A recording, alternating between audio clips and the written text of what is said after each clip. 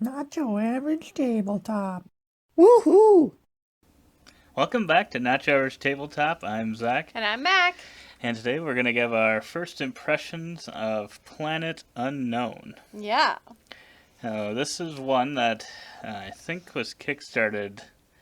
It was either in 2019 or 2020, so I've been waiting quite a while now in early 2022, but I've stayed excited for it nevertheless. So I was extremely happy when I saw the shipping notification come across earlier, I think a month ago or so. Um, and It wanted to just get showed it up on the front door I was like, "What is this?" you were like, "What is this?" Because I think I just got another package like the day before, And you like thought the I had day just before ordered another. that too. It was only one day before. Sure. But yeah, you were wondering why I'd went and gotten something right away, and I said, no, I actually ordered this one back like almost 2 years ago, and it is here, so I'm very excited about it. So yeah, it was one that I wanted to get to the table right away. I think some games now take a little bit longer to get to the table when they're new, but this one I got to the table pretty quickly because it's a pretty simple game as to how it plays and whatnot, but going into it, I was very excited. I don't know Yeah. what your thoughts were since I don't know that you knew much about it. I had no idea what was going on. I just knew that Zach was excited to play a new game again. And he was so excited he actually unboxed it and set it up to play. Like right away, pretty much. Yeah, so we were shooting this after just one play, so we used all like the I don't know, basic symmetric stuff. So there's definitely a lot more in the game that I still want to try out, like the different planets and whatnot. But Well, we're that's kind good. of After basing. one playthrough, if there wasn't more you'd want to do, I'd be Well, worried. I spoiler. I think I would just right off the bat give this one initially like a 9-ish, and I Oh, definitely wanted to get it man. right back to the table. So I was disappointed that we did not, Well, and have not yet. It's been well, about a week since we played it, and I've been really wanting to play it some more. And I could play it well, solo, I suppose. We also played it yeah. 3-player, which I think in a 2-player solo it plays a little differently. Well, and we're also doing the alphabet soup, so. That is true. We're currently in the D's, and there's a lot of long table hogs of games in our D's in our collection, so that does make sense. But getting back to Planet Unknown, it's kind of just another polyomino type game where you're filling up your map with different polyomino shaped pieces. Um, Just another. It comes with a lazy Susan. that is true. It's not just another. It's a pretty large box. Yeah. Overall, it's bigger than a normal like Ticket to Ride size box, and that the box still is not actually big enough to fit everything in it, especially the Lazy Susan. Like the Lazy Susan actually, I think, is too big, and it kind of makes the box be open just a little bit, and then like the stuff inside it leaves just a gap at the bottom.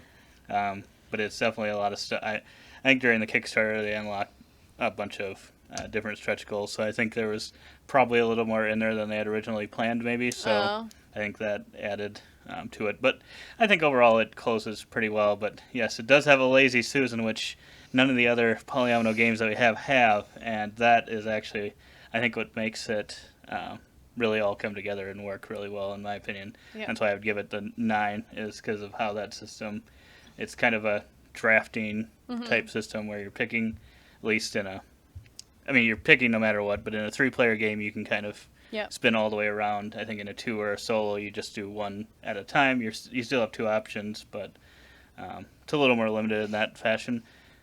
But yeah, I really like how that works. It's so smooth, and you set out the things you can tell exactly which ones you'd have to select from. It's not like changing or feeling Yeah. like it's out of whack or whatever. So it makes it very smooth without having to hold like these tiles in your hand or something. Yeah. Um, but yeah, what did you think of it? I know your first impressions are kind of whether or not you want to get it to the table or not, and this was one that you did win. So I don't know if you've already beaten the game and you're like, there's not much more to see here You think because a I win beat is it. an automatic come back to the table? Well, no, I think it's automatic. Like I'm Oh, yeah. too good for this game. I've peaked, and I know that I'll never win it again. So I think you will. You Yeah. filled up your planet really well. I did, but I mean, I feel like in polyomino games, you know, there is a little bit of maybe luck to it. I mean, I guess for me there's luck because I don't plan out every single polyomino that I'm placed, and you don't have control over what the other players are going to give you for your selection of polyomino on their turn. So you kind of just got to make it all come together. And so I got lucky in that I was able to do it this time. Sometimes, you know, polyominoes don't work out for you. So but I thought it was a good game. I love the components in this one. It's marvelously done. Marvelously done. I love the double sides. I love the cubes. I love the meteors. I love the little rovers. The only thing I wish it had, and that's just me being like super nitpicky because it's like already really marvelous, is just I wish the planets had also the double backing or whatever. Oh, Or like the inlaid part, because the polyominoes will shift around. be double layered. There's nothing holding them in, and so you just gotta make sure that you're keeping them within the grid lines. And it's just one of those things for me where it's just I hate when I accidentally knock them or you put one down and it shoves them all over, and it's just yeah. Yeah, I didn't notice too many issues with that. No, but, it's just me being nitpicky. Yeah, and like we had They kind of spoiled talked us with about the it. inlaid stuff on the other Yeah, stuff. because you have your corporation board, which is actually like triple layered because you have a side that's kind of just the symmetric side and an asymmetric side. But like I think we talked about afterwards, if you had that for all the boards, the box already not closing, it would have. I mean, the box would have had to be double the width. Just get a bigger box.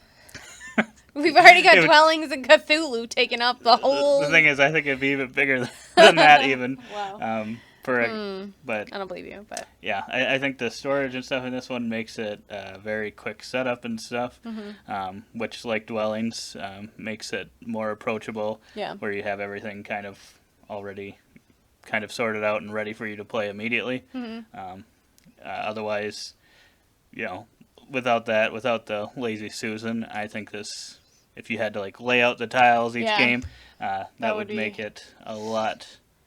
Rough. Would not be as fun, but I really really enjoyed my first play of it, and I really look forward to getting back to it and trying out the different asymmetric corporations, asymmetric planets. And I think that's going to be key because otherwise, if you didn't have the asymmetric, you're always going to go up those trackers, you know, one at a time. But I think looking at some of those other boards, it looks like there's going to be a couple curveballs when you go up there, the different tracks. I think that's a really good a use of something like that. So yeah, but yeah, I think like you said, I think the production on this one was pretty much as good as it could be. Especially, I'm trying to remember what the price was, but like compared to a lot of Kickstarters these days, I think it's like half of what they usually are. I think it was like $60 or $70, which compared to a lot of them these days that are almost, well, if you get a deluxeified version, almost always breaks like the $110, $120. How much are we spending on board games, sir? I don't know. They're always this price. As I look over at all the deluxeified games we've gotten. We don't have very many deluxeified games. Not yet, anyway. When are they coming? They'll be coming. I've been waiting for some other ones, too. I don't doubt it. But, yeah, this was one that I was definitely most excited about, so. Yeah. Yeah, it's a cool game. Another good space game. They've been very kind to me in the last 2 years. So it's kind of been a little theme niche that's... Yeah, it is pretty shocking because I'm not like I never grew up with like watching Star Wars or anything, so I never really had... Nerd. Wow. I never really had like a leaning towards like space games or themes like that.